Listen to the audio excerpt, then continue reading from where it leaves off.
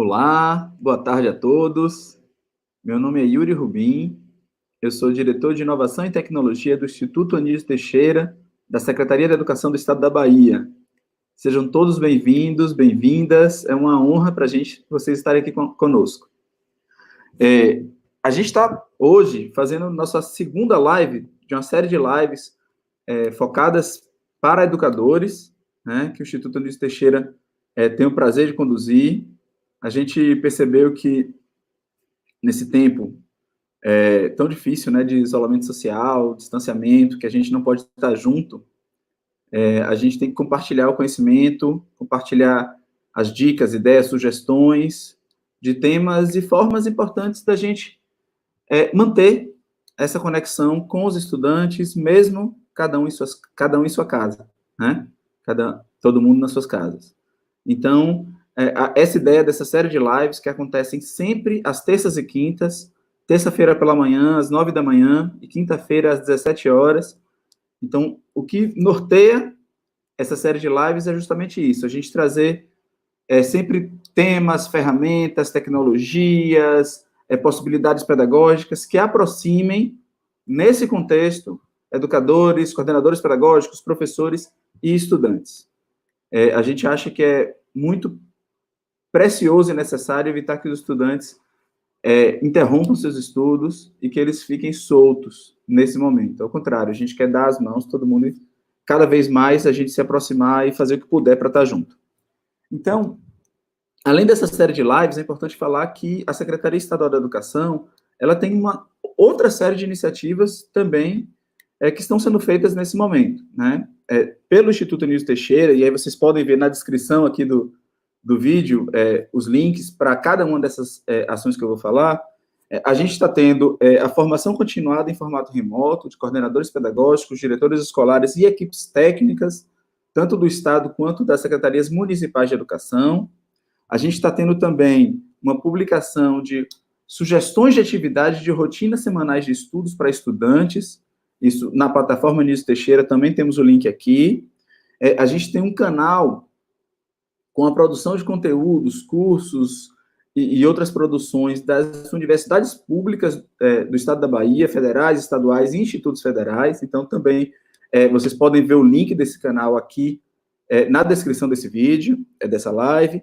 E a gente também tem duas salas de aula, uma para ensino fundamental, para o final do ensino fundamental, né, o Fundo 2, e outra para ensino médio, nas quais a gente posta diariamente sugestões de atividades para educadores, e a gente conta também que educadores postem as atividades que eles estão desenvolvendo, cada um na sua cidade, no seu município, durante esse tempo aqui que a gente está enfrentando. Então, também, essas salas de aula Google são um espaço de diálogo, de troca de ferramentas, de possibilidades pedagógicas.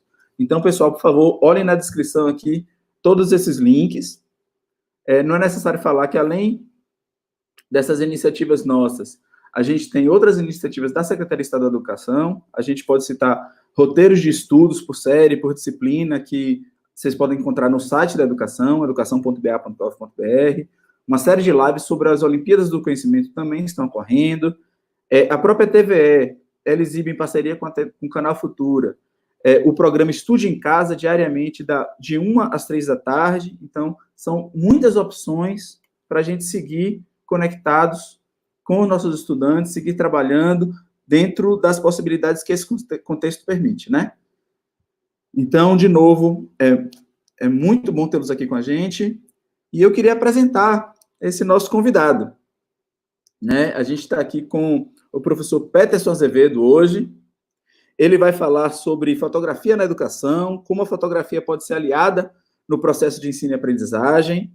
Peterson, ele é geógrafo e especialista em educação à distância, mestrando em Estado, Governo e Políticas Públicas pela Faculdade Latino-Americana de Ciências Sociais, a Flaxo, muito bacana. Fotógrafo pela Academia Internacional de Cinema. Atualmente é um prazer, nós trabalhamos juntos diariamente. Peterson exerce a função de educador, fotógrafo e produtor de mídias e conteúdos educacionais livres na plataforma institucional da Rede Anísio Teixeira, que é a plataforma Anísio Teixeira, que também tem um link aqui embaixo. É um repositório de conteúdos educacionais livres, que vocês, educadores, podem baixar, remixar, compartilhar com seus estudantes. Inclusive, vocês podem baixar, todos os conteúdos são passíveis de download, vocês podem baixar e usar na escola, mesmo que a escola não esteja com internet. Como é que vai funcionar essa aqui a live? Eu vou passar a bola para Peterson, ele vai fazer uma apresentação nessa temática, e eu queria estimular que todos vocês façam perguntas. Podem perguntar, que durante a fala de Peterson, a gente vai olhar as perguntas, trazer algumas aqui, ele vai estar respondendo a vocês, e quando ele encerrar também, ele vai ter um tempinho de conversar com vocês, respondendo as demais perguntas, tá bom? Pessoal, muito obrigado. De novo, é um prazer estar aqui, é um prazer, falo em nome de toda a equipe do Instituto Anísio Teixeira, da diretora Cibele Amado. Então, Peterson, está contigo. Boa tarde a todos, a todas, aos colegas, as professoras e professores da rede estadual de ensino, da rede privada, os amantes da fotografia. É um prazer hoje bater esse papo com vocês, nesse momento tão difícil que a gente está vivendo, um momento de confinamento, né? Aí a gente tem que puxar um pouquinho do professor Domênico De Masi, quando ele diz que a gente tem que aproveitar o ócio de forma criativa, e é isso que a gente pretende fazer nesses dias aí com essas lives do Instituto Anísio Teixeira. Queria saudar especialmente aos colegas, professores e professores da rede Anísio Teixeira, nossos guerreiros da educação. Estamos aí sempre lutando para transformar um pouco a realidade da escola pública, tão carente de tantas coisas, né?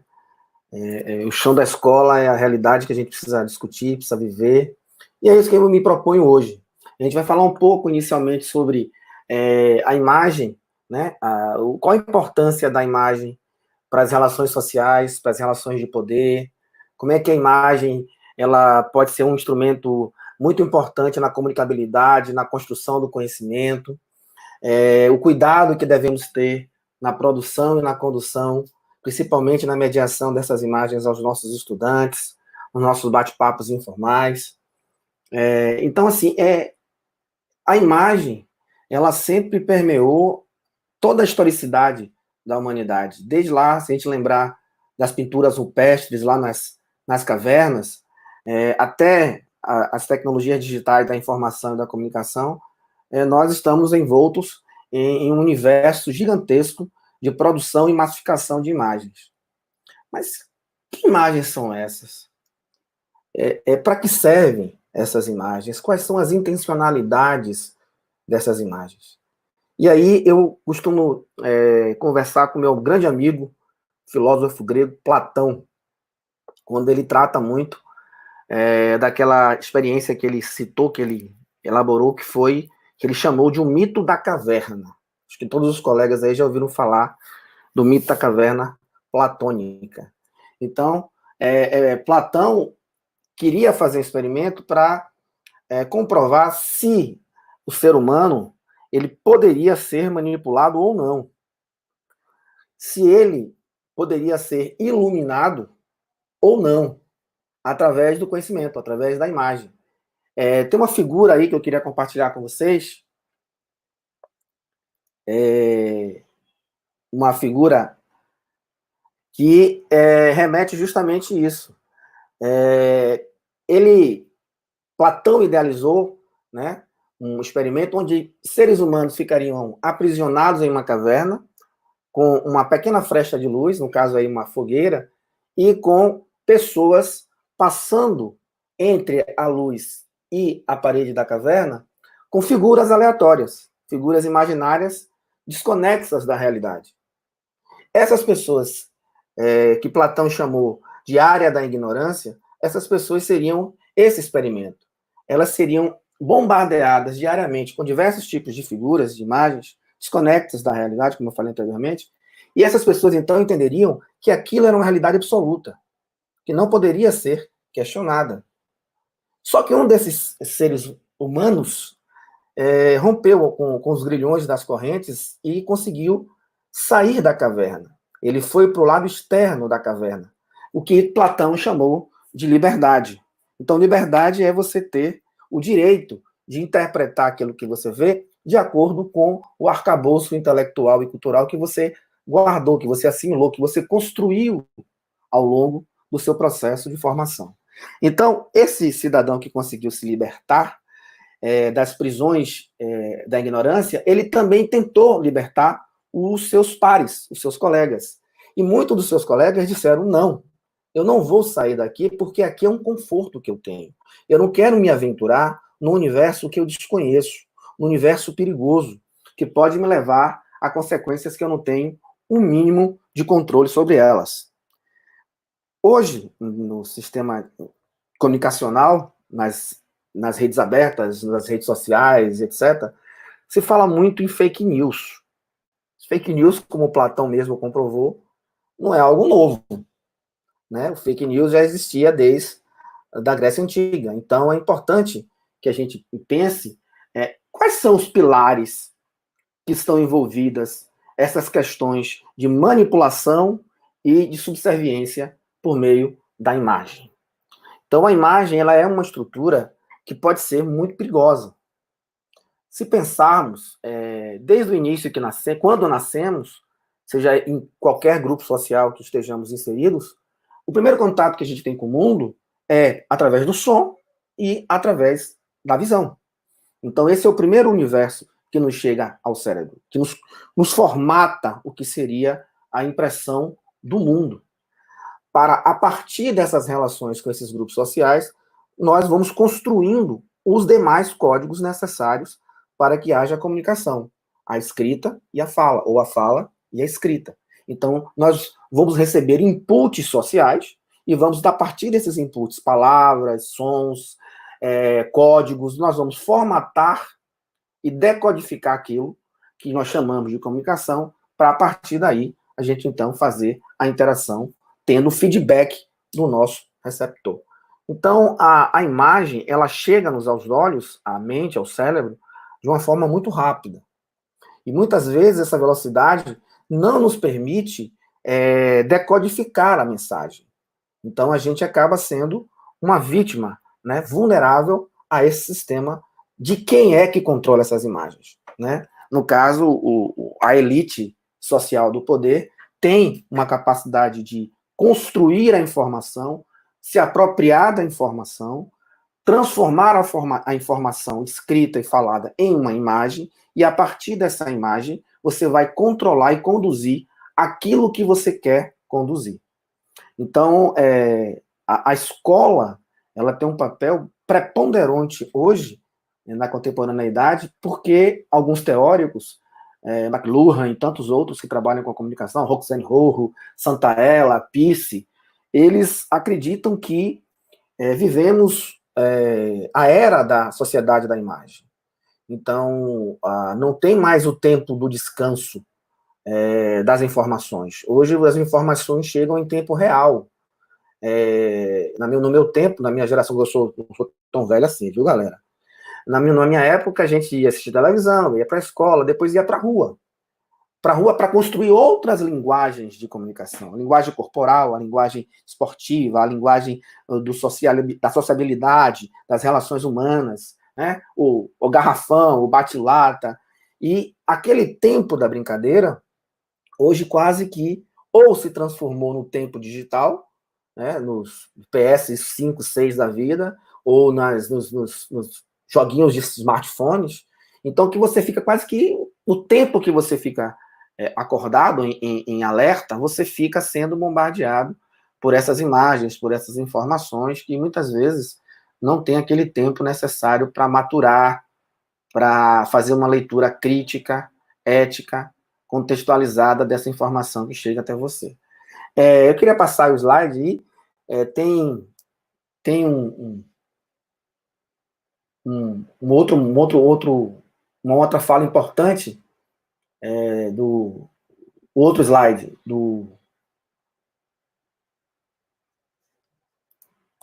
aqui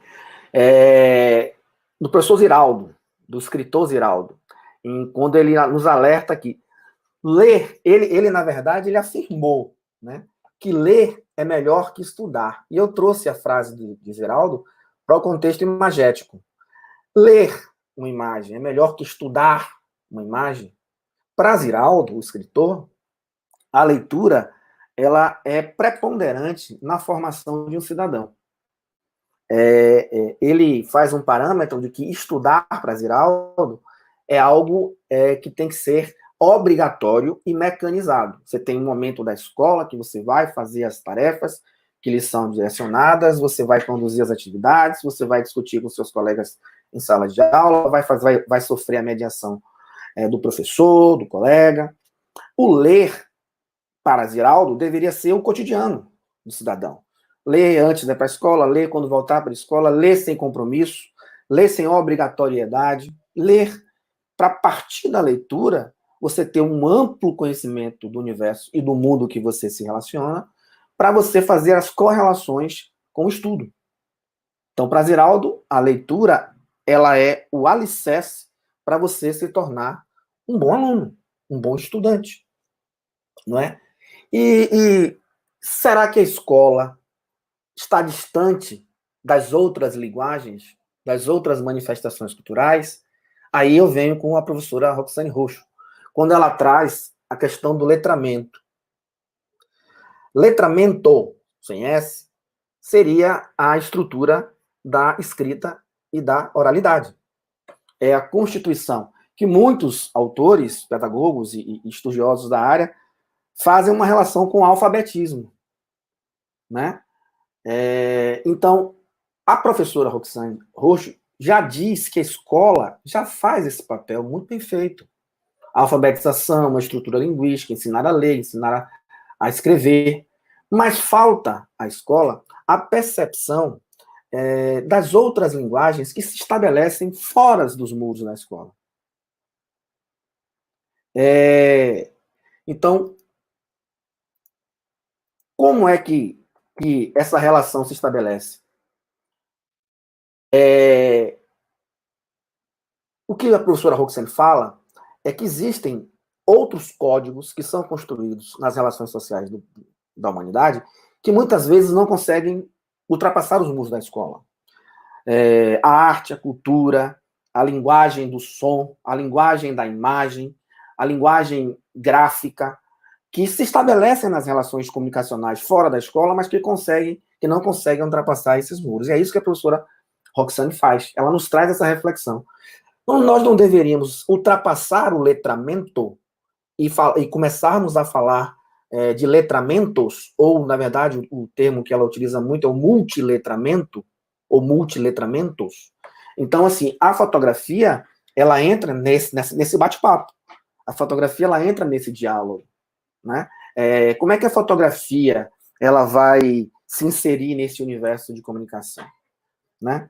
Ela começa... A fotografia ela foi um invento muito disputado. No meados do século XIX, mais ou menos, ela surgiu como um invento científico em 1839, quando Daguerre e Talbot, um inglês e um francês, conseguem patentear um instrumento, um aparelho que eles chamaram de daguerreótipo, em homenagem a Philippe Daguerre, que é o pai da fotografia, digamos assim. Existem muitos questionamentos nesse sentido, né, de que a fotografia ela foi inventada na Europa, mas tem já escritos e algumas pesquisas de que a fotografia pode ter sido inventada a partir da tipografia e foi inventada no Brasil por um francês naturalizado brasileiro chamado Hercule Frollens, ou Hercule Florent. E Hercule Florent, então, é ele que cunha o termo foto, luz, grafia, escrita. Então, é escrever com a luz. Tem uma pergunta da professora aí, Adriana. Amo fotografia e uso como recurso nas aulas de matemática no Centro Juvenil de Vitória da Conquista. Que bom, professora Adriana. É isso aí, a fotografia ela deve ser inserida nesse contexto mesmo. A fotografia, muitas vezes, inclusive por desconhecimento, ou porque assim foi ensinado, a imagem, depois da fotografia, ela é muito utilizada na escola como suporte ao texto, ou como suporte a uma fala, a oralidade.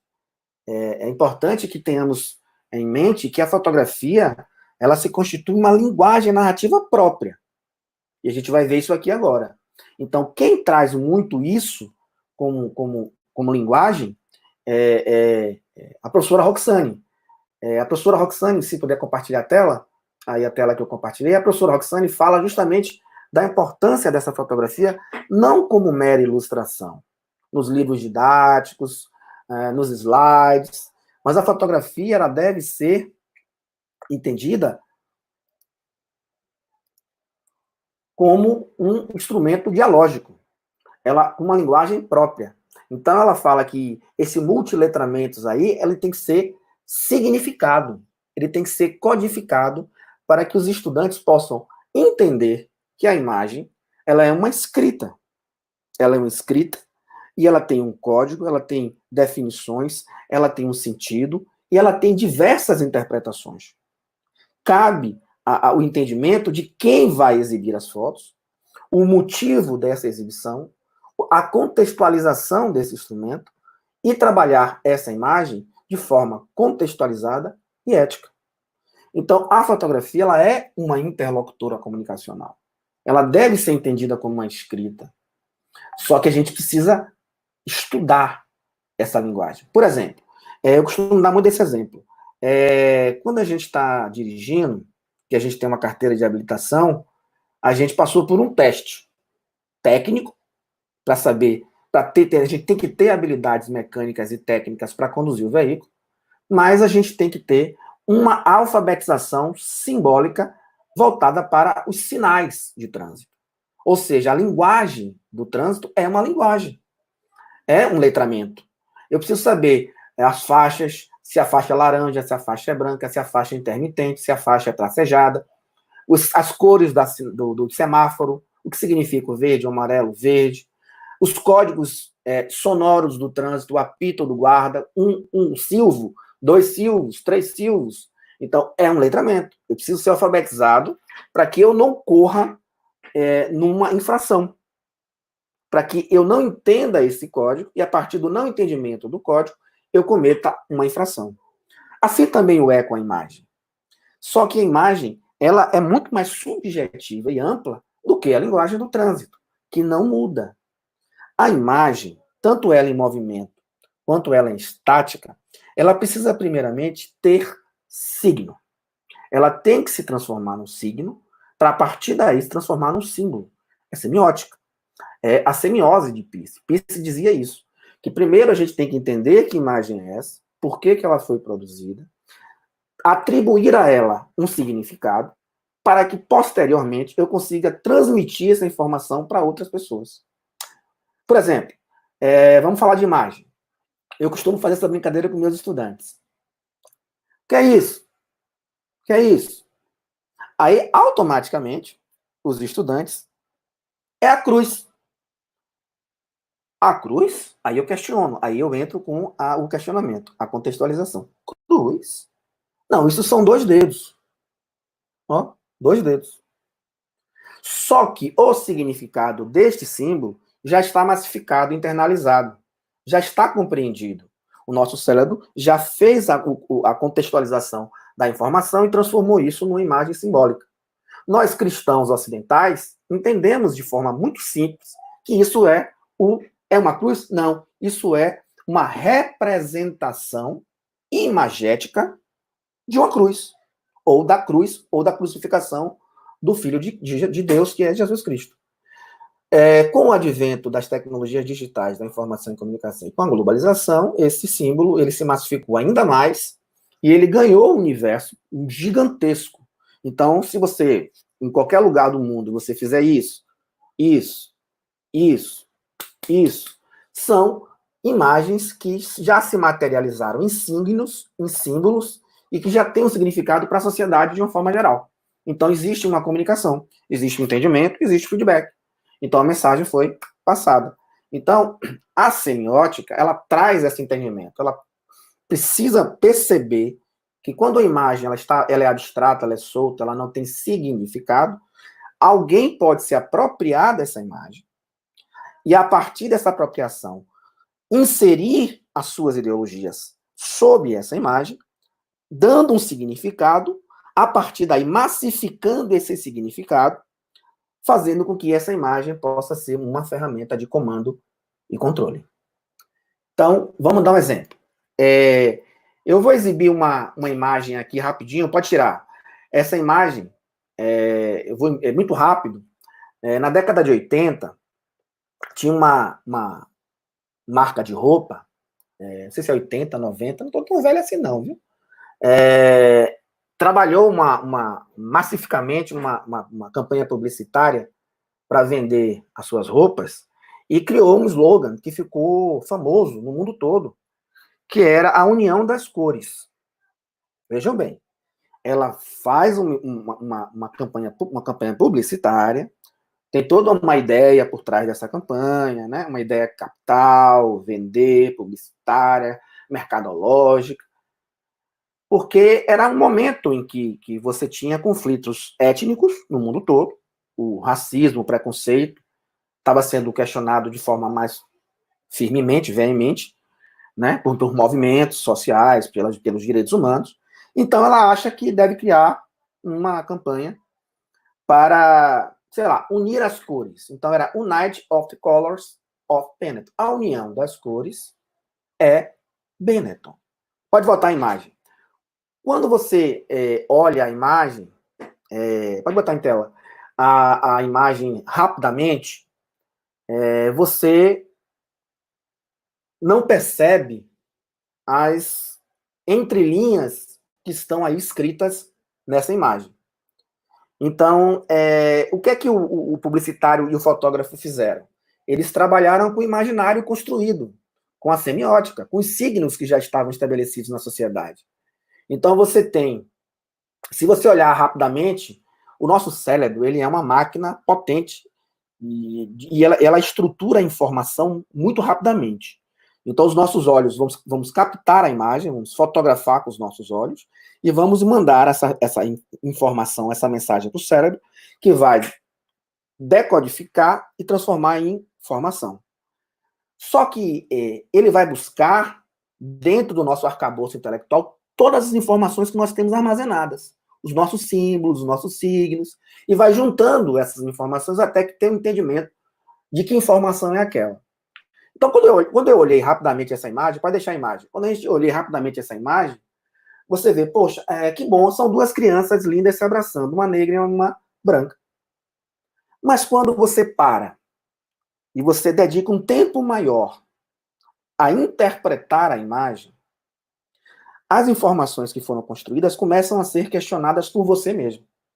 Se você tem outras informações para além daquela informação superficial, começam os conflitos étnicos dentro da formação do conhecimento. Peraí. Tem alguma coisa errada. Eu sou fotógrafo, eu conheço luz. Eu sou cristão ocidental. Peraí. Então, a representação, quando eu era criança, de que é um anjo, é essa menina loira. Cachinhos, olhos azuis, feliz, com as bochechas rosadas. É um anjo, só faltou as asinhas. Essa é a representação que me venderam, na minha infância, do que seria um anjo. E a outra face da moeda é a mesma representação daquilo que me venderam na infância do que é o mal. Fizeram um penteado na cabeça, o coque na cabeça da menina, que parece a representação de dois chifres, ou de um par de chifres. Ela não sorri. A criança não sorri. A branca sorri, a negra não sorri. E você tem a branca, o rosto da menina branca, todo iluminado. Nós sabemos que a pele branca ela tem um poder de reflexão da luz quase que 100%, enquanto que a pele negra ela tem uma absorção de luz quase que 100%. Então você tem parte do rosto da menina negra em sombra. No imaginário popular, já para quem é além, quem não é fotógrafo, vai muito mergulhar nessa impressão, é de que a escuridão está associado diretamente às trevas. Então, se eu fosse resumir a interpretação dessa imagem, seria o bem e o mal. Galera, para ter uma ideia, esse comercial ficou anos no ar. Anos no ar. Então, isso é uma forma de comando e controle por meio da imagem, semiótica. Então, as pessoas que moram em países mais vulneráveis, que têm sérias deficiências intelectuais e de formação, elas são muito mais sensíveis a esse tipo de manipulação. Então, se você tem uma sociedade que, para além da escrita, para além da oralidade, você tem ainda uma formação de leitura imagética, essas pessoas, essa sociedade vai se tornar menos vulnerável a essas pressões. Então, é importante também levarmos para a escola essas questões. Pode voltar para mim, por favor? Então, assim, é isso que eu queria trazer para vocês. A fotografia, ela surge em 1839, mas já existia esse tipo de discussão. A fotografia é um tipo de imagem. Fotografia não é a imagem. Ela é um instrumento mecânico de produção imagética. O que vai diferenciar a fotografia da imagem? Nesse sentido, eu costumo dizer aos meus alunos que o fotógrafo ele vai se diferenciar de um produtor de imagens porque a fotografia ela pressupõe uma intencionalidade. Ou seja, a fotografia se faz aqui, primeiramente. Então, para além dos conhecimentos técnicos, e aí eu aconselho, quem gosta, quem curte fotografia, vocês têm diversos tutoriais aí de como usar o smartphone como máquina fotográfica, desde montar estúdio fotográfico caseiro, você tem aí vários tutoriais desses no YouTube, e quem é de Salvador, da Bahia, você tem a Casa da Fotografia, que é um curso muito bom, que eu indico,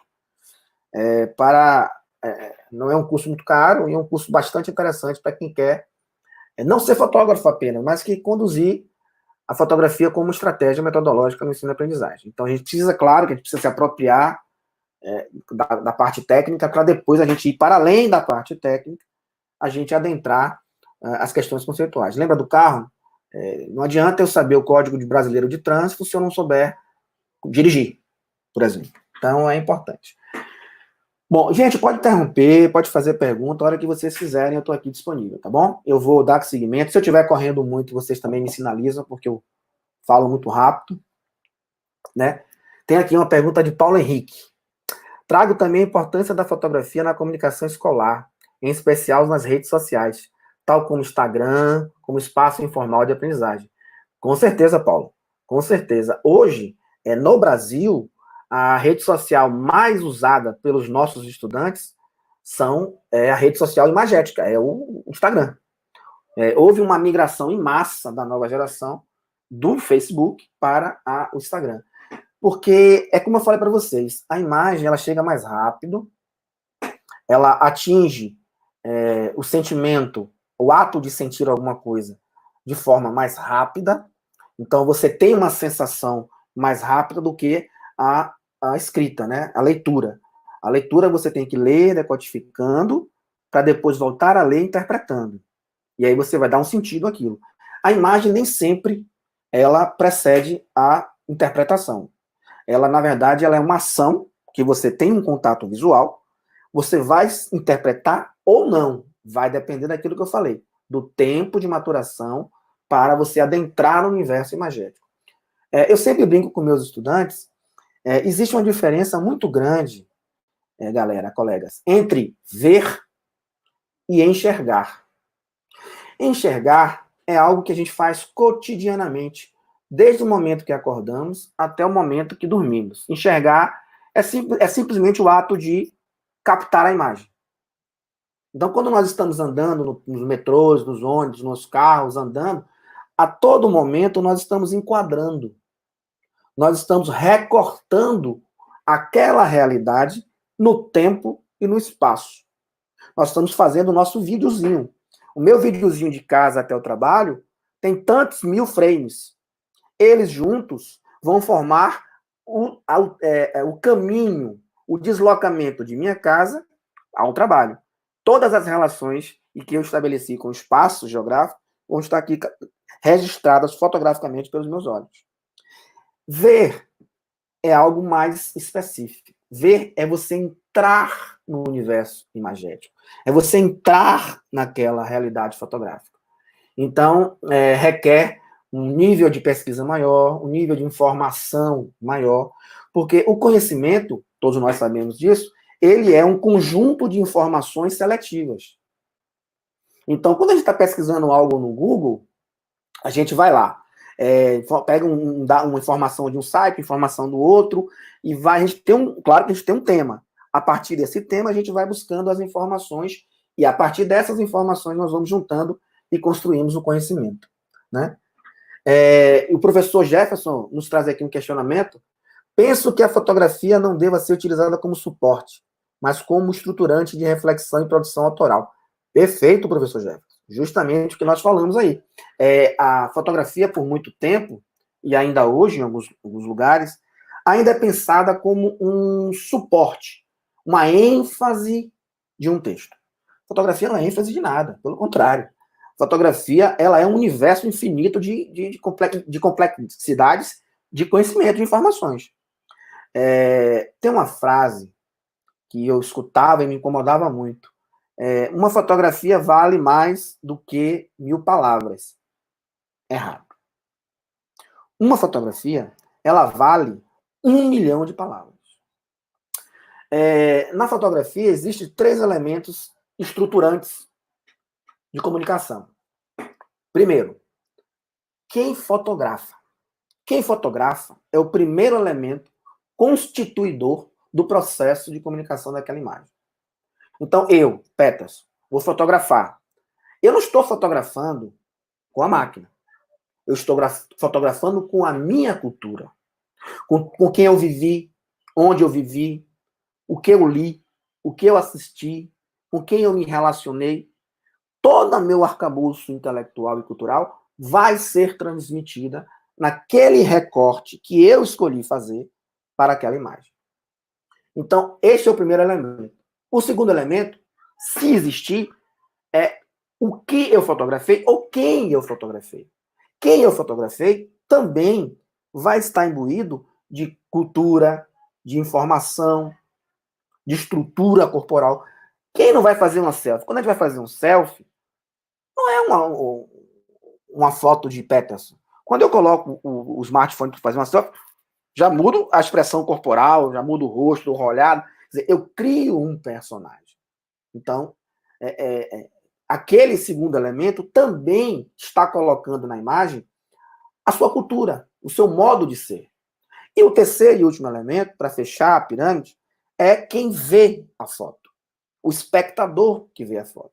Porque o espectador que vai ver a foto também vai atribuir à imagem outras relações culturais e sentimentais. Vamos dar um exemplo? Beleza. Eu sou fotógrafo, sou geógrafo, a minha fotografia, a geografia está muito imbuída na minha fotografia, a fotografia está muito imbuída, internalizada no conceito geográfico. Eu vou fotografar uma tribo indígena, uma etnia, os Pancararé, lá de Glória, do norte da Bahia, lá perto de Paulo Afonso, no Raso da Catarina, que eu já fui fotografar, é excelente, é uma etnia maravilhosa. Eu fotografo lá uma índia, linda, e um retrato. Venho, então, só aí tem 2 histórias, a minha e a da Índia. Eu revelo, faço uma impressão tamanho 1 por 1 e mando para a Europa, lá para uma galeria. Aí, nesse dia de exposição, 2 pessoas param em frente da imagem. Um francês, ele para rapidamente, olha, acha bonito, beleza não tem um significado estrito, ela é amplo, né? Ele faz uma relação bonito, sai. E o segundo espectador é uma brasileira. Ela para em frente à imagem e começa a chorar copiosamente. Eu não conheço essa mulher, nunca vi, ela não me conhece. Ela provavelmente não conhece a Índia, não tem nenhuma relação de parentesco com a Índia, mas ela está na Europa há 20 anos e ela saiu de uma tribo indígena. Então, o simples fato significativo, signo, símbolo, a representatividade dos povos indígenas, aquela Índia não necessariamente precisa ser da etnia dela, mas a imagem que foi construída nela, é a representação dos povos indígenas, de uma forma geral. E ela começa, então, a sentir, ela começa a chorar. Então, a palavra estética entra nesse sentido. A estética é sentir. Minha mãe, eu me lembro de minha mãe, quando ela assistia essa novela que está reprisando agora, Carminha, né? É Carminha? Minha mãe xingava horrores essa Carminha. Sinal que se fez a arte. Porque a atriz que interpretou Carminha, ela deu sentido ao personagem. A personagem. Sentido mal, vilã. E minha mãe internalizou aquilo. Sentiu aquela sensação ruim da personagem Carminha e atribuía a personagem Carminha uma realidade que não existe. Então, vamos resumir. A fotografia, gente, muitas pessoas costumam dizer que a fotografia é o retrato da realidade. Não, não é. Fotografia não é realidade. Fotografia é surrealismo. Fotografia é um recorte do tempo do espaço, uma fração do tempo do espaço, por uma pessoa. Que tem uma cultura própria, que tem uma interlocução própria, que tem uma formação cultural própria. Então, a fotografia é o recorte fracionado do tempo e do espaço daquela pessoa. Por isso que é muito difícil você achar uma fotografia igual a outra. Porque a fotografia é você. Você materializa, por meio da imagem, aquilo que você é.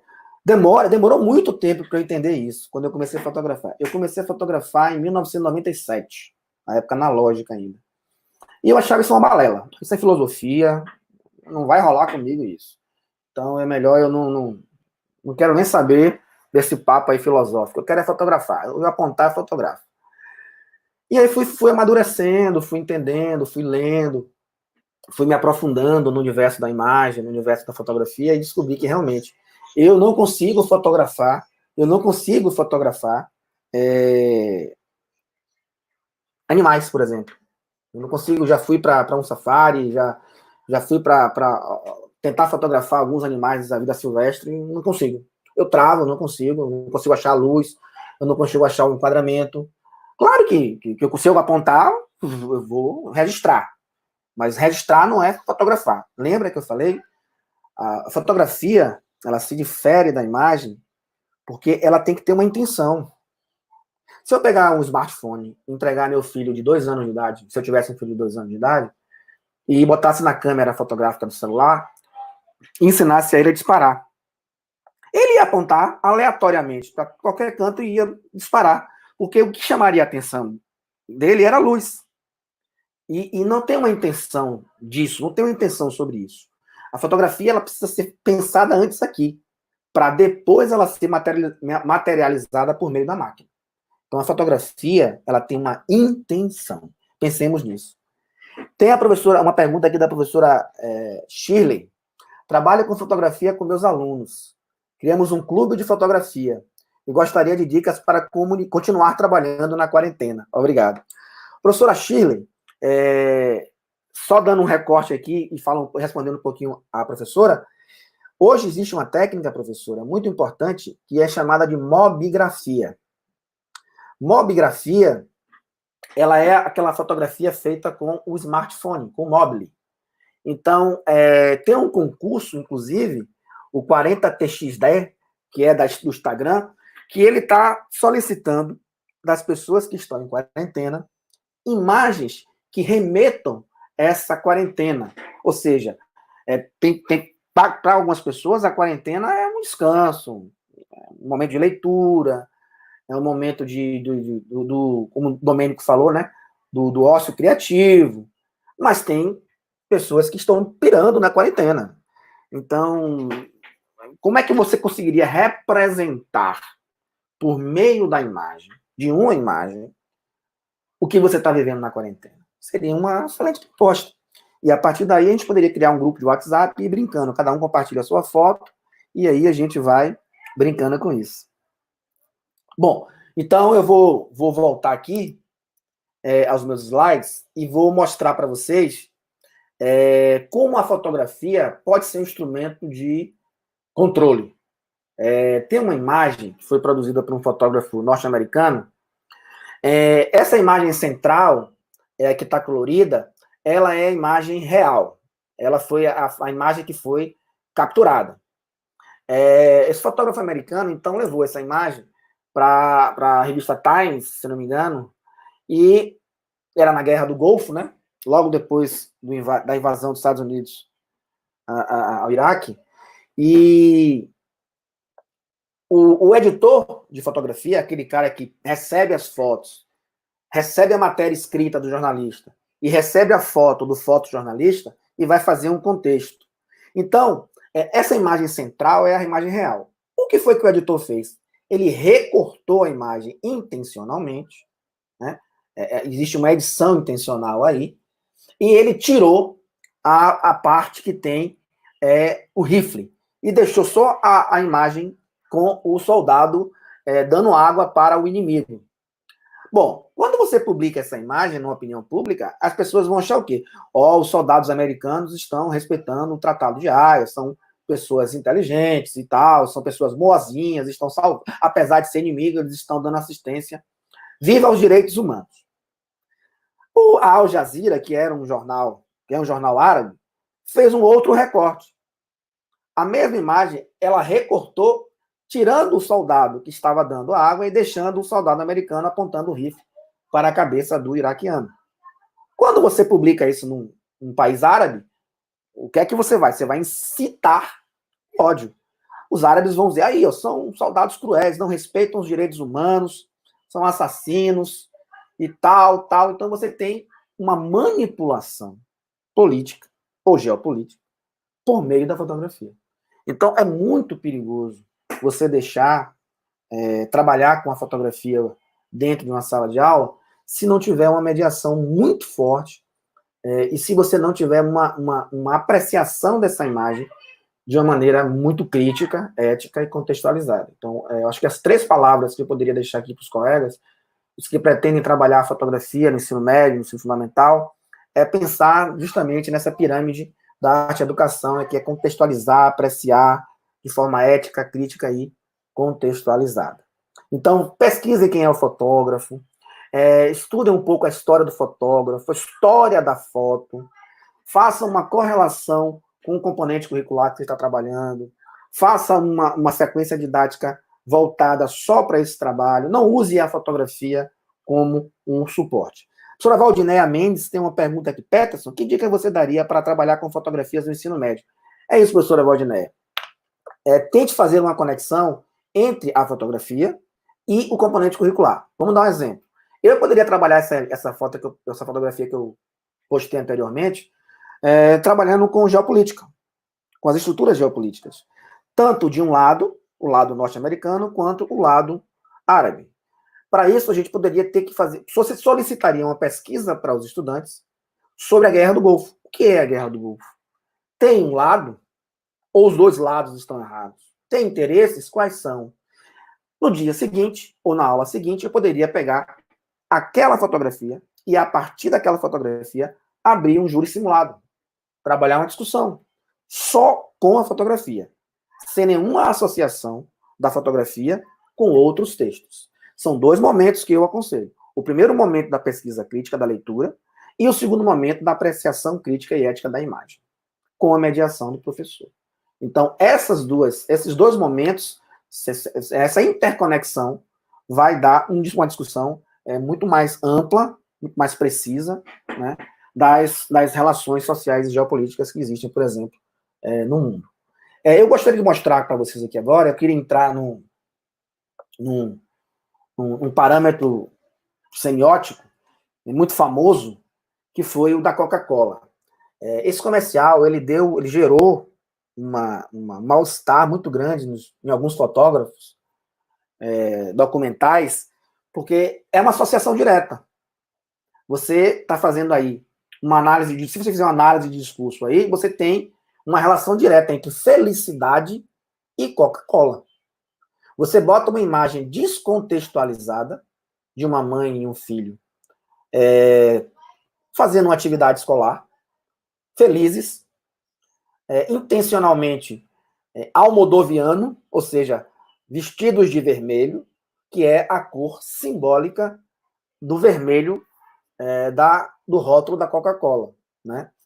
E sabemos que, psicologicamente, o vermelho e o amarelo, eles são as duas cores que fomentam no cérebro o apetite. Não é à toa que, quando você faz um passeio pelos shoppings, nas praças de alimentação, a maioria das lanchonetes tem, nos seus letreiros, a maioria das cores, vermelha e amarela. Aí, salva-se McDonald's, Burger King e tantas outras. E aí você faz uma associação, uma parte gráfica, promoção, felicidade retornável, o coraçãozinho da Coca-Cola, e uma parte fotográfica, que é a fotografia da mãe com o menino. Quando você faz essa junção, você tem um diálogo, você tem uma mensagem direta e uma associação imagética. Bom, a Coca-Cola nos dá amor, nos traz felicidade. E, cientificamente, biologicamente, sabemos que não, né? Que o açúcar não é muito bom, principalmente para quem é diabético. Aí você pergunta, cadê a ética? Tá? Então vamos lá. Galera, eu agora queria entrar com vocês num. Como é que tá meu tempo? Deixa eu ver. Tá, beleza. Eu queria entrar com vocês agora no bate-papo de algumas referências que eu trago para vocês agora nessa live, de alguns fotógrafos que eles foram muito importantes e transformaram algumas relações da humanidade, principalmente no que se refere aos conflitos sociais. Uma das fotógrafas que eu queria começar a conversar com vocês é uma fotógrafa norte-americana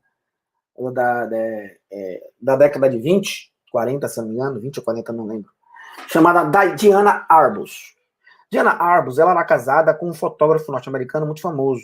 E ela, na verdade, ela aprendeu a fotografar com o marido e ela tinha uma atração muito grande pelo diferente, né? Pelas pessoas que eram diferentes daquele patamar social que chegou a ela, né? Aquela significação do homem branco, europeu, americano, dos azuis. Ela queria sempre buscar o diferente, né? Então, ela, na primeira vez que ela fotografou, ela foi visitar um circo. Naquela época, os Estados Unidos, eles faziam excursões circenses, não com animais, com acrobatas, trapezistas, não. Eles levavam pessoas que eram excluídas da sociedade, que não eram aceitas socialmente por sua forma, por sua estética, por algum tipo de disfunção biológica, genética, e era chamada pejorativamente, de circo dos horrores. Então ela foi nesse circo dos horrores e começou a fotografar essas pessoas. O anão, o gigante, as gêmeas chifópagas, o albinismo, síndrome de Down, o gigantismo. Então ela começou a se relacionar com essas pessoas. E ela começou a fotografar essas pessoas. Então você... década de 60. Então você tinha essas pessoas que não eram representadas na sociedade. Principalmente imageticamente. Na verdade, as pessoas não queriam ver essas pessoas. Queriam aquartelá-las no circo. A sociedade dita moderna queria aquartelar os diferentes em espaços minúsculos, circos, guetos, como sempre foi. Então ela queria romper com isso. Só que ela não poderia escrever um livro, publicar, porque ela não era escritora, ela não tinha o dom da palavra nem da escrita. O dom que Daiane tinha era o dom da imagem, o dom da fotografia. E ela começou a fazer ensaios fotográficos dessas pessoas. Ela começou a levar essas pessoas para as capas de revistas. No primeiro momento, ela enfrentou, logicamente, das grandes revistas, a resistência. Então, ela encontrou no marido o alicerce para que o marido pudesse, como se fosse ele que tivesse feito as fotos, publicar nos jornais. Então, ele começou a publicar essas imagens. Ou seja, essas pessoas que eram invisíveis passaram a ter visibilidade a partir do trabalho fotográfico de Diane Arbus. Então, a fotografia, mais uma vez, transformando o entendimento que nós temos do mundo. Às vezes, nós somos educados para interpretar ou para entender o mundo de uma forma.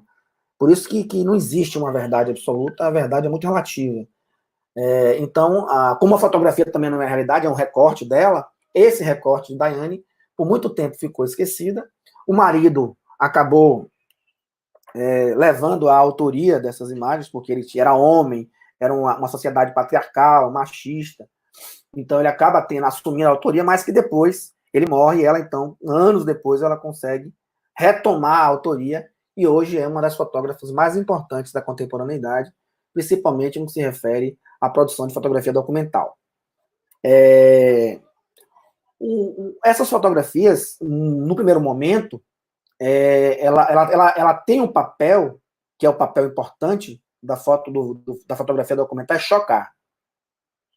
Então, a ideia, a intenção, lembra que eu falei da intencionalidade de Daiane é chocar. Eu quero chocar, então ela choca por meio da imagem. Hoje, a partir daquele primeiro passo dado por Daiane, a gente pode usar essas imagens, que já não chocam tanto como na época que foram publicadas, mas como ferramenta pedagógica, como estou usando aqui agora, discutindo essas relações de preconceito, né, da invisibilidade social, da vulnerabilidade social, e trazer essas imagens, revisitar essas imagens no nosso universo hoje, porque nós já fomos bombardeados desde a década de 60 até hoje com tantas outras atrocidades, com mortes, com guerras, com conflitos, que uma imagem dessa, do diferente, já não choca mais. Até porque a luta para que esses diferentes estejam inseridos socialmente já é uma realidade nossa. Então, mas é importante buscar a Daiane, revisitar a Daiane, para que a gente possa entender que ela foi um dos pressupostos que romperam com esse preconceito. Rompeu com que estratégia? Com a fotografia. A fotografia da inquietação dela. Isso inquietava a Daiane Arbus. Essa diferença, esse deslocamento social de determinadas pessoas incomodava a Daiane. Ela não se sentia confortável com isso. Outro fotógrafo importante, e essa história aí de Chris é muito interessante. Chris Ondros é outro fotógrafo norte-americano, mas que fotografou muito África, fotografou muito os conflitos e as guerras civis. É um fotojornalista. Bom, vamos lá, gente. Deixa eu diferenciar um pouco fotojornalismo de fotografia documental. Fotografia ela tem várias nuances. Ela pode ser pedagógica, ela pode ser fotojornalismo, ela pode ser fotografia documental, de moda, de publicidade, de natureza. Então, ela tem um universo infinito de possibilidades. No caso da fotografia documental, do fotojornalismo, o que vai diferenciá-las é a informação, é a matéria. Uma pessoa passeando na praia é a fotografia documental do cotidiano. Uma pessoa passeando na praia cheia de óleo é uma matéria. Fotojornalismo. Então, a matéria é que vai fazer a diferenciação entre o que é uma fotografia simples do cotidiano, de uma etnia, de um cotidiano de um povo, é uma fotografia documental. Não existe, gente, importâncias. As duas são importantes, mas o contexto é diferente. Tá? O fotojornalismo, você tem por trás da fotografia uma intencionalidade jornalística, de matéria, de produzir uma matéria. A fotografia documental, ela tem uma intencionalidade de formar um documento, de produzir um documento. Não que o fotojornalismo também não produz o documento, mas ele vai para além do documento, ele vai suscitar a produção de uma matéria jornalística. Beleza? Vamos voltar lá para Chris Ondros. Então, Chris, ele era um fotógrafo que ele adorava conflitos, porque ele achava que o papel do fotógrafo é denunciar. E não é fácil, viu, gente, para um fotógrafo denunciar. Eu não sei se eu estaria apto para vivenciar o que esses caras vivenciaram e dormir bem, sabe? Então, esses caras, eles abrem mão de muitas coisas, abdicam de muitas coisas, da convivência com a família, da paz espiritual, da paz psicológica, em detrimento de uma denúncia importante, para que essa denúncia possa vir a transformar esse conflito, essas relações conflituosas na sociedade moderna, né, contemporânea. Chris, ele fotografou a Guerra da Libéria. E na África, após colonização, a descolonização da África, que ainda está em andamento, ela deixou marcas severas. Os países europeus, eles dividiram a África de forma muito cruel, dividiram etnias, dividiram relações sociais, dividiram territorialidades, identidades, botaram uma linha que dividiu um povo, o mesmo povo ficou em um país e o mesmo povo ficou em outro país, o que gerou conflitos civis muito graves. Um deles foi a Libéria. Tem 3 fotos de Ondros aí.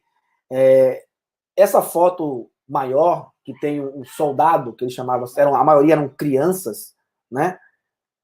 Infantaria, infante, né? Então, você tem aí o mais velho segurando uma bazuca. Esse foi o momento que ele disparou um míssil, conseguiu destruir, do outro lado da ponte, uma casa, um lugar inimigo, e vibrou. Henri Cartier-Bresson é um francês, um fotógrafo francês muito famoso, que cunhou o seguinte termo: a fotografia ela deve ser feita no momento decisivo. Quem vai saber o momento decisivo da captura é o fotógrafo. Então, o momento decisivo para Ondros foi justamente na felicidade que esse militar fez, que esse rebelde fez, quando ele acertou o alvo inimigo.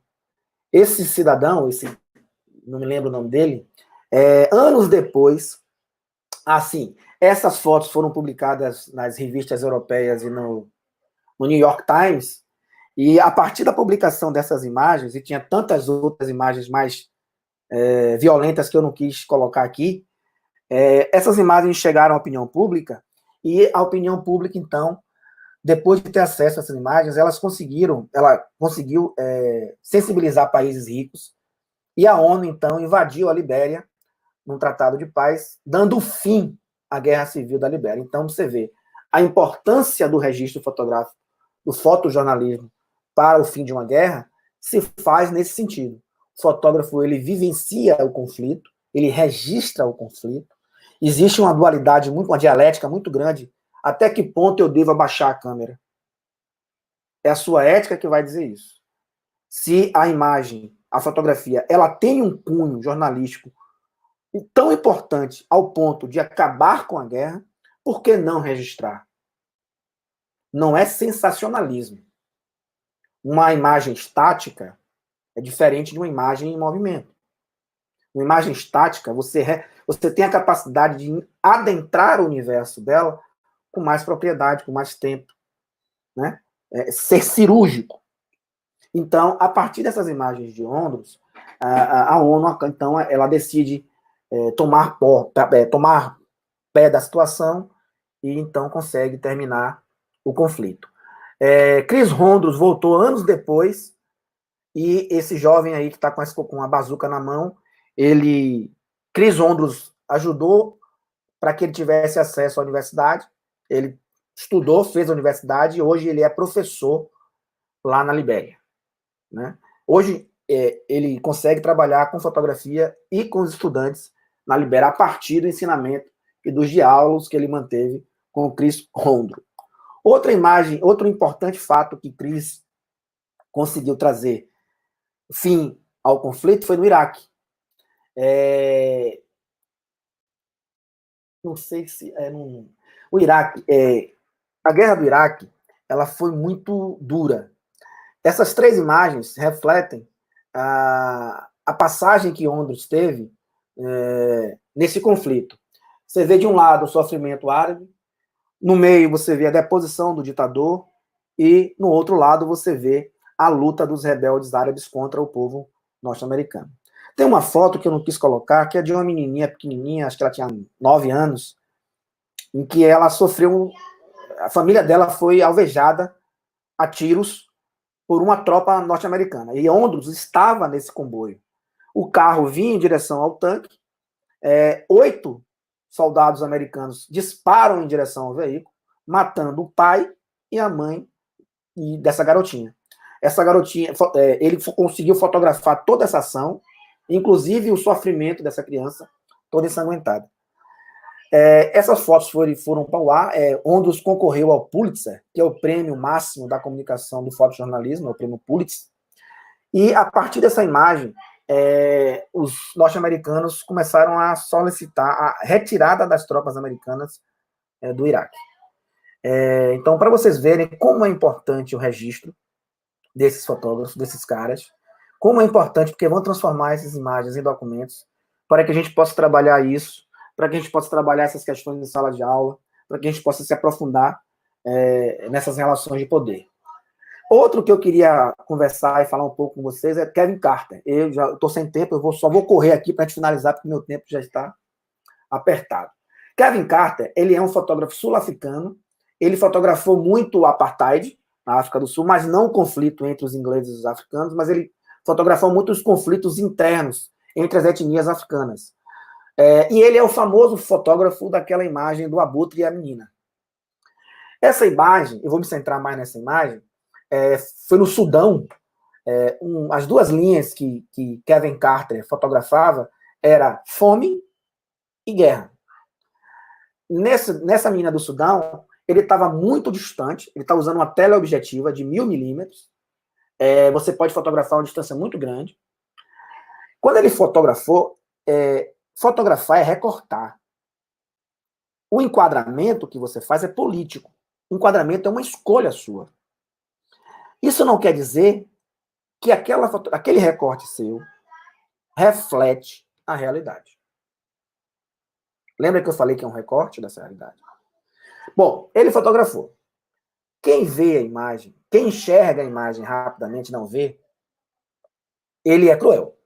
Como é que fotografa uma menina desnutrida, morrendo, e o abutre ali, esperando ela morrer para devorá-la? Essa seria a interpretação mais rasa que a gente poderia fazer dessa imagem. Só que se vocês observarem, no braço direito, ela tem uma fitinha branca. Então, essa fitinha é da ONU. São crianças que estão desnutridas. Próximo à criança, já tem uma enfermeira da ONU que foi buscar um leite, mas já estava voltando para pegar a criança. E no momento que ela estava voltando, ela afugentou o abutre. Só que isso não aparece na foto.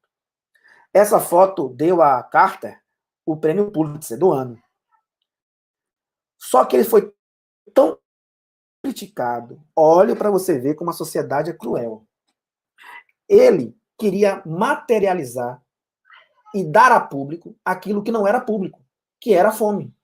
E ele queria dar de uma forma rápida, que é a imagem, para que a opinião pública, para que as outras pessoas pudessem ter acesso a essas informações e agirem em defesa dessas pessoas.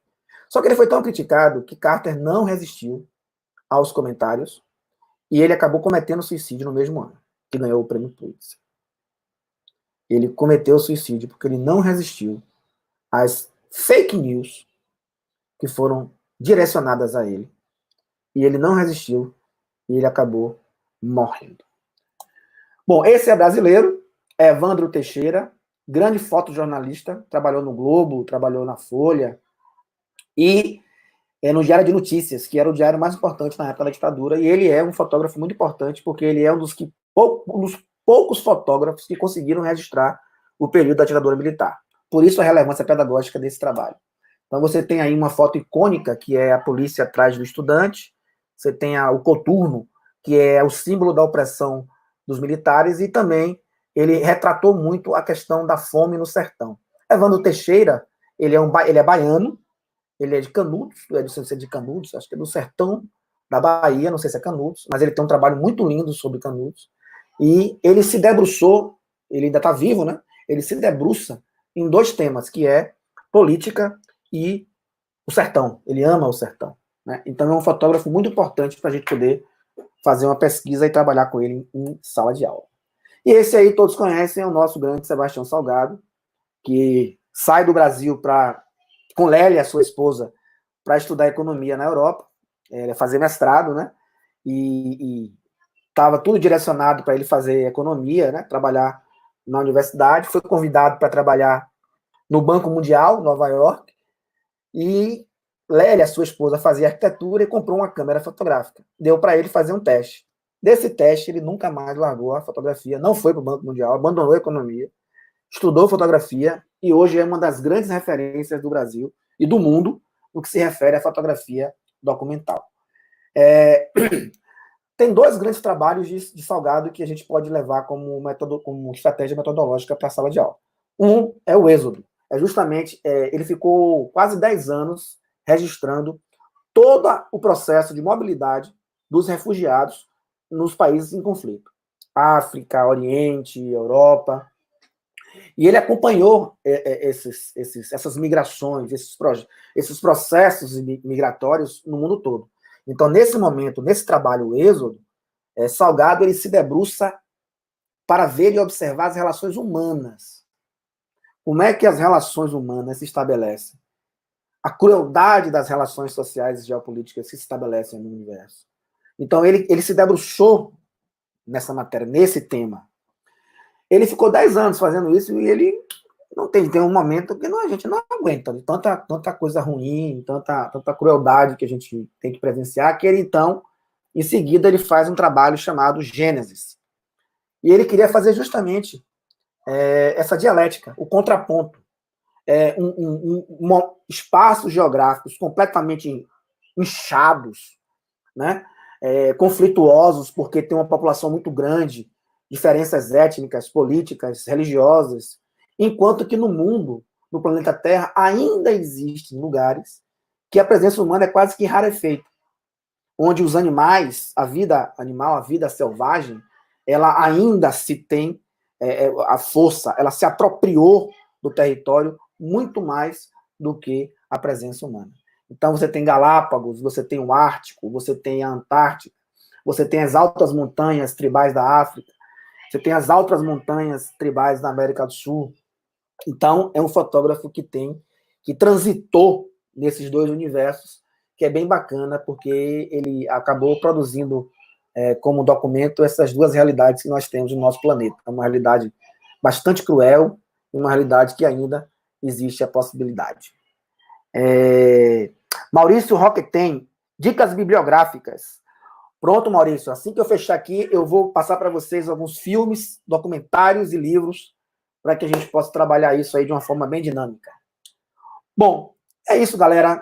Eu vou agora justamente pegar esse link aí de Maurício e falar um pouquinho sobre as nossas dicas. Pode me deixar na tela? Meus colegas... tem uma pergunta aqui antes. Maimar Cardoso. Para quem está vivendo esse momento do governo, sabe a importância do fotojornalismo. Verdade, Maimar. O problema, Maimar, é que a sociedade brasileira ainda é uma sociedade extremamente vulnerável no sentido de letramentos, com S. Né? A escola massificamente trabalha a escrita e a oralidade, mas precisa trabalhar também as estruturas de outras linguagens, a dança, o corpo, a imagem, a fotografia, né, para que a gente possa formar uma sociedade completa. Né? Completa não, mas com mais capacidade crítica de interpretar as coisas. Então, quando você vê jovens defendendo ditadura, quando você vê professores levantando bandeiras de que bandido bom é bandido morto, e tantas outras denominações religiosas fazendo determinadas coisas que a gente ainda que pensávamos que já tínhamos superado, principalmente no que se refere ao nazismo na Segunda Guerra Mundial, você volta ainda a discursos ligados à quebra de direitos humanos. Então, e essas pessoas são mais vulneráveis ainda, né? Essas pessoas que não têm acesso à informação, essas pessoas são, na verdade, são os alvos intencionais de quem está no poder e quer massificar essas questões aí, fascismo, nazismo e tantas outras aí que a gente precisa ultrapassar. Né? Bom, vamos lá. Vou pegar aqui a âncora de Maurício. Bom, esse aqui é meu livro de cabeceira. Susan Sontag, uma filósofa, sobre fotografia. Ela faz uma conexão da fotografia com as relações humanas bem interessante. Ela costuma dizer o seguinte: a fotografia hoje chegou num patamar tão importante que ela deve ser encarada igual a sexo. Tem que ser feita todo dia. Então, ela fala que a fotografia ela já está inserida na essência humana. A gente não consegue mais viver sem fotografar. Então, ela faz uma discussão muito, muito bacana sobre que a fotografia ela constitui um novo código visual do ser humano, de quem fotografa, de quem é fotografado. A gente consegue ver o mundo com outras perspectivas. Bem interessante. Cabeceira, ó. Sobre fotografia, Susan Sontag. Adoro. Tem um outro livro também, do francês, que eu gosto muito, que foi aquela discussão que a gente iniciou, a live, que foi A Imagem, que é de Jacques Amon. Jacques Amon é um sociólogo e fotógrafo que trabalha a imagem tanto estática, né, a fotografia estilo estática, como a imagem em movimento, que é o audiovisual, o cinema, né? Então ele trata a imagem com muito carinho e as suas relações na produção do conhecimento. Tem um livro que é muito complexo, mas ele faz parte da minha leitura, que é o livro de André Roulet, que é a fotografia entre documento e arte contemporânea. Então, é uma discussão que já existia no início do século XX, se a fotografia era arte. A fotografia já tinha sido entendida como documento. A fotografia surge para documentar as evoluções tecnológicas da humanidade, para que ela pudesse ser referência para as futuras gerações numa construção de uma máquina, de uma linha ferroviária, etc. Só que a fotografia é feita por um homem, e o homem, em sua essência, é um ser artístico. Então, a fotografia hoje já ultrapassou essa questão do documento. Ela é, sim, arte. Inclusive, a fotografia que a pergunta da professora, se a gente pode trabalhar a fotografia nas redes sociais, no Instagram, com celular. Tem fotografia hoje nas galerias da Europa, feitas com smartphone, que custam mais de 5 milhões de euros. Então, são fotografias feitas com celular. Isso nos remete que não é a máquina que faz a foto, é o homem que intencionalmente constrói aquela imagem. Então, eu enquadro com os olhos, eu não enquadro com a máquina, não é a máquina. A máquina é o meio. Tem uma história muito interessante que um fotógrafo fez uma foto, um retrato de uma madame e foi entregar a foto na casa da madame. Foto linda. Aí a madame recebeu ele para um jantar. Aí a madame, ao receber a foto, disse: que foto linda, sua máquina deve ser boa. O fotógrafo engoliu calado, foi jantar. Quando ele começou a jantar, terminou o jantar, ele, educadamente: seu jantar está uma delícia, suas panelas devem ser maravilhosas. Devolveu o ciste, né? A brincadeira. Bom, vamos lá. Tem outro aqui que eu acho bastante interessante, que é de outro francês, os franceses são retados, François Solage, que é a estética da fotografia, perda e permanência. Ele já entra numa discussão que recentemente o Sebastião Salgado nos traz, que Sebastião Salgado diz que a fotografia ela está em vias de acabar. Eu vou pedir desculpa a Sebastião e modestamente discordar dessa opinião. Porque Sebastião Salgado é aquele fotógrafo purista. Fotografia para Salgado é do momento que você acorda, que você intencionaliza o ensaio, que você pensa o que você vai fotografar, que você planeja a estrutura fotográfica, que você arruma o equipamento, que você vai usar as lentes corretas para cada fotografia, a angularidade correta para cada imagem, você faz a captura, você volta para o estúdio, você edita a luz que você quer e você, então, imprime e exibe. Então, a fotografia para Salgado é um ritual. Então, ele acha que este ritual, com o surgimento dos smartphones, das máquinas digitais, da democratização da fotografia, que é muito importante para a educação. Eu defendo a fotografia digital, eu defendo os smartphones. É importante que a gente saiba usá-los. E usar não é só tecnicamente, é saber usar também conceitualmente. Bom, esses são os livros. E, para finalizar,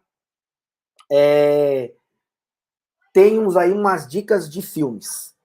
No YouTube vocês vão encontrar, tem uma série de Silvio Tendler, chamado Caçadores da Alma.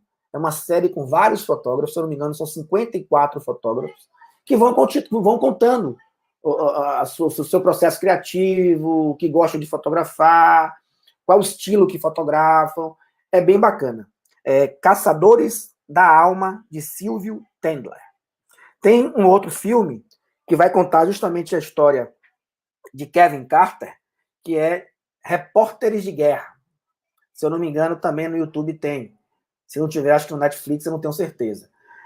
Na verdade, vai contar a história dos 4 fotógrafos que foram denominados a turma do Big Bang. Big Bang é o tiroteio, né? Atirar para tudo quanto é lado.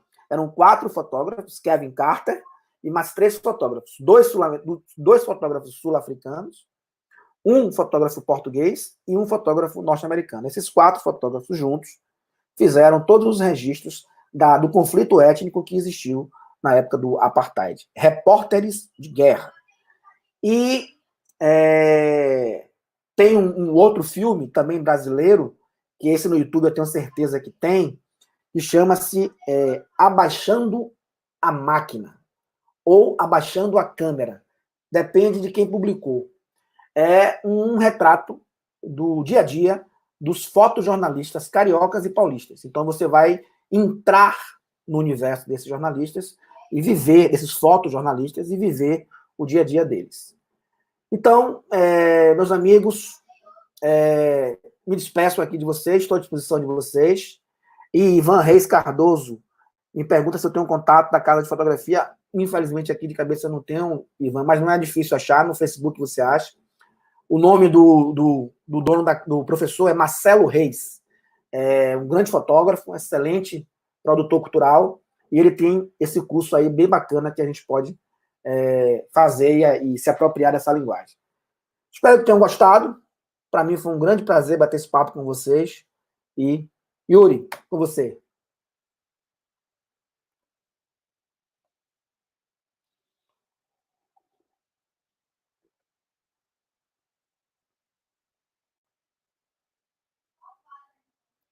Opa, tá com o microfone mudo, gente.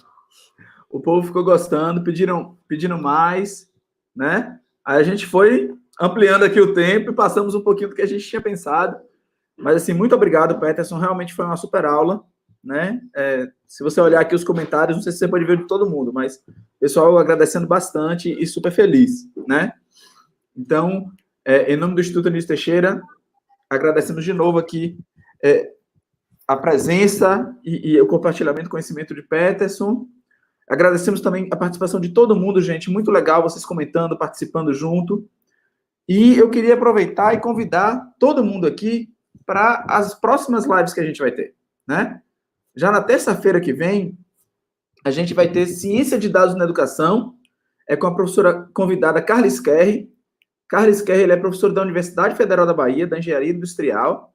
Atualmente está nos Estados Unidos, então ela vai fazer a live de lá com a gente, né? Com uma diferençazinha de fuso horário e tal, mas já topou, tá tudo certo. Ela vai falar sobre ciência de dados, sobre projetos que ela tem, particularmente com meninas na ciência de dados. Então, assim, é muito legal, pessoal. Peço que comentem, que convidem outras pessoas também e que estejam aqui com a gente. E na quinta-feira, nesse mesmo horário, 5 da tarde, o professor Carlos Barros, que é professor da rede estadual, graduado em História, mestre em Ciências Sociais, também da rede Anísio Teixeira, que e cantor, um super cantor, vai estar aqui com a gente falando sobre a linguagem radiofônica em sua dimensão pedagógica. Então, gente, novamente, em nome da professora Cibele Amado, agradecemos a presença de todos, esperamos vocês na sequência da nossa série de lives aqui com a gente sempre discutindo algum tema, alguma ferramenta, alguma novidade bacana para a gente compartilhar nesse momento aí de distanciamento social. Estamos em casa, mas não estamos longe de ninguém, tá bom? Muito obrigado, pessoal.